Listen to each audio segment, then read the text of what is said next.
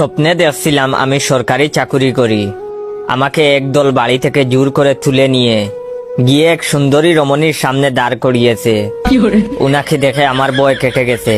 পাশে তাকিয়ে দেখি উনার বাবা মা আমার দিকে বন্দুক তাক করিয়ে বলতেছে, আমার মেয়েকে বিয়ে করলেই তবে মুক্তি পাবে বেটা। তারপর একজন কাজী এসে বলতেছে, ফেরদৌসী মা বলল কবুল। ফেরদৌসী বলল কবুল কবুল কবুল। তারপর ধারাবাহিকভাবে আমার পালা। আমাকে কাজী সাহেব বললেন বলো কবুল। আমি সাথে সাথে বললাম কবুল কবুল কবুল।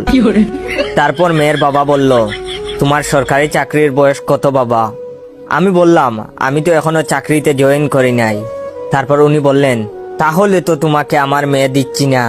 আমি চিৎকার করে বলতে লাগলাম, এ আমি বিশ্বাস করি না।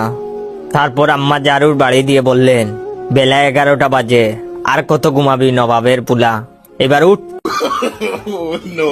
চিটাগাং গিয়েছি শুটকি কিনবো বলে। একটা দোকানে গিয়ে জিজ্ঞেস করলাম এটার দাম কত। সে বলল 700। আমি বললাম কত? 700। সে বলল উহু একদম 700। আমি বললাম কত? 400। সে বলল ভাই সিম্পল কথা বুঝেন না, কাগজ কলম এনে লিখে দিতে হবে নাকি যে। বাইরে ভাই ইচ্ছে হয়েছিল শুটকি রেখে ওই কিউটের বান্দাটারে খুলে নিয়ে আমার বাড়িতে চলে আসি। শুধু চিটাগাং না, বাংলাদেশের যে প্রান্তেই যান এরকম পাবেন। তো একবার আমাদের সিলেটে আমার ঢাকার এক বন্ধু আসছিল। তো আমার এক বান্ধবী ওরে বলল, আপনারে আমি বালা পাই, অন্য কেউর লগে মারতাম পারি না। তখন আমার বন্ধু আমারে বলল, বুঝলাম না রে বন্ধু, প্রথম পরিচয়ে মাতামাতির কি আছে? দিনাজপুরের লোক অপরিচিতদের তুই করে বলে, কিন্তু বাক্যের শেষে যেতে আপনিতে ফিরে আসে। যেমন কিরে তুই আমার বাড়িতে আইসলেন না? ময়মনসিংহের মানুষ তো কথায় কথায় ইংলিশ বলে, বাড়িতে গ্যাস লাইন।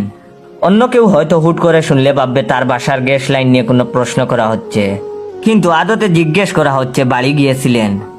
একবার ইঞ্জেকশন ভয় পায় এমন এক কিশোরগঞ্জের একজনকে জোরপূর্বক ডাক্তারের কাছে নিয়ে যাওয়া হলো।